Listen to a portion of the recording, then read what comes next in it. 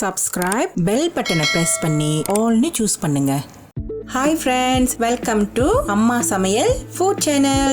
இன்னைக்கு என்ன சமைக்க போறேன்னா Prawns Chettinad Varuval. இந்த ரெசிபிக்கு தேவையான பொருட்கள் கீழே டிஸ்கிரிப்ஷன் பாக்ஸ்ல இருக்கு. ஃபர்ஸ்ட் சட்டியில தேவையான அளவுக்கு எண்ணெயை ஊத்திக்கிங்க. அதுக்கப்புறம் கொஞ்சம் கருவேப்பிலையை சேர்த்துக்கலாம்.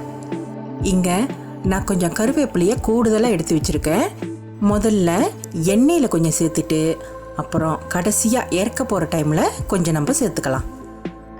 இந்த சமையலுக்கு வெங்காயம் கொஞ்சம் கூடுதலாக போடணும். அதனால இங்கே நான் 3 பெரிய வெங்காயம் சின்ன சின்னதாக வெட்டி இதில் சேர்த்துக்கிறேன். இந்த வெங்காயம் நல்லா வதங்கி கோல்டன் ப்ரௌன் கலராக வரணும். இங்கே பார்த்தீங்களா, இந்த மாதிரி கலருக்கு வரணும். அடுத்தது இங்கே ஒரு 3 டேபிள் ஸ்பூன் இஞ்சி பூண்டு விழுது சேர்த்துக்கிறேன். நல்லா பச்சை வாசம் போகிற வரைக்கும் வதக்கி விடுங்க.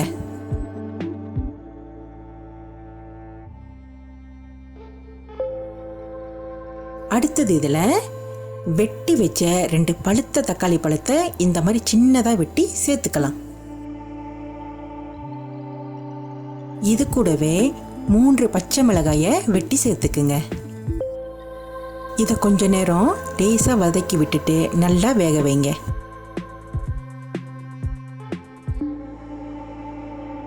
அடுத்தது இதில் 2 டேபிள் ஸ்பூன் சில்லி பவுடர் மட்டும் சேர்த்துக்குங்க.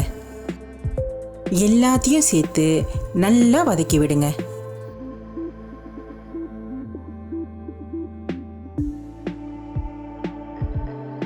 இந்த மாதிரி எண்ணெய் நல்லா பிரிஞ்சு வந்தோன்னே வாங்க சுத்தம் பண்ணி வச்ச ப்ரான்ஸை சேர்த்துக்கலாம்.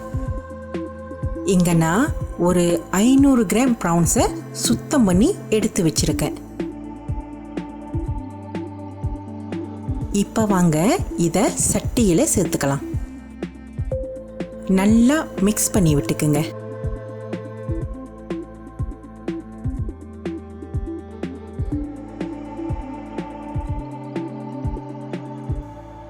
போதுமான அளவுக்கு உப்பை சேர்த்துக்குங்க.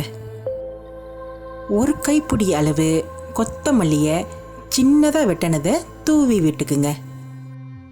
இது கூடவே வெள்ளை மிளகுத்தூள் 2 டேபிள் ஸ்பூன் சேர்த்துக்குங்க, அதாவது ஒயிட் பெப்பர்.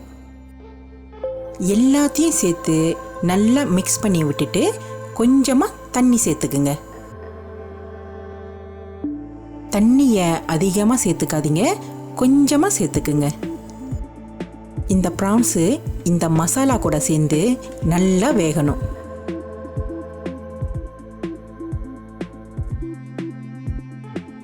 இந்த மாதிரி நல்லா கொதி வந்து லேசாக எண்ணெய் பிரிஞ்சு வந்தோடனே 1 டேபிள் ஸ்பூன் பிளாக் பெப்பரை சேர்த்துக்குங்க. இந்த பிளாக் பெப்பரு முன்கூட்டியே நம்ம போட்டுட்டோன்னா லேசாக சிறுங்கசப்பாக இருக்கும். அதனால தான் நான் கடைசியாக இதை சேர்த்துக்கிறேன். தீயை கொஞ்சம் குறைச்சிட்டு மூடி போட்டு ஒரு 5 நிமிஷத்துக்கு வேக வச்சுக்கலாம். ஃப்ரெண்ட்ஸ், நீங்கள் எல்லாரும் நிறைய ரெசிபி என்கிட்ட கேட்குறீங்க. கண்டிப்பாக எனக்கு நேரம் இருக்கும் போது ஒவ்வொரு ரெசிபியாக நான் கண்டிப்பாக செஞ்சு போடுவேன். காத்திருங்கள் ஃப்ரெண்ட்ஸ். இங்கே பாருங்கள், எண்ணெய் பிரிஞ்சு வந்துக்கிட்டு இருக்கு. வாங்க இந்த டைமில் கடைசியாக கருவேப்பிலையை சேர்த்துக்கலாம். இதுக்கு பிறகு நார்மலான தீயில இதை நல்லா வதக்கி விடுங்க. நீங்கள் வேணும்னா இப்பயே அடுப்பு அடைச்சிட்டு கொஞ்சம் கிரேவியாக கூட எடுத்துக்கலாம். ஆனால் நான் இன்னைக்கு கொஞ்சம் வறுவலாக செட்டிநாட்டு ஸ்டைலில் செய்கிறேன். இங்கே பாருங்க, இந்த மாதிரி அளவுக்கு வந்தோன்னே எடுத்துக்குங்க. இங்கே பாருங்க, எண்ணெயெல்லாம் நல்லா பிரிஞ்சு வந்துருச்சு. வாங்க அடுப்பை அடைச்சிடலாம். அருமையான ப்ரான்ஸ் செட்டிநாட்டு வறுவல் ரெடி ஆயிருச்சு. பார்க்கவே அட்டகாசமாக இருக்குல்ல? இந்த ப்ரான்ஸை சுட சுட சோறில் தலன்னு ரசத்தை ஊற்றி பிழைஞ்சி சாப்பிட்டோமா சூப்பராக இருக்கும். இந்த ரெசிபி உண்மையிலேயே ரொம்ப ரொம்ப ருசியாக இருக்கும். உங்கள் ஃபேமிலியோடு சமைச்சு சாப்பிடுங்க. லைக், ஷேர், சப்ஸ்கிரைப், பெல் பட்டனை ப்ரெஸ் பண்ணுங்க. மறக்காம அம்மா சமையல் ஃபுட் சேனல் ஃபேஸ்புக் பேஜும் இன்ஸ்டாகிராமும் லைக் அண்ட் ஃபாலோ பண்ண மறந்துடாதீங்க. எங்கள் சேனலை சப்போர்ட் பண்ணுற எல்லா மக்களுக்கும் ரொம்ப ரொம்ப நன்றி. கமெண்ட் பண்ண மறந்துடாதீங்க. அடுத்த வீடியோவில் பார்க்கலாம். பாய்.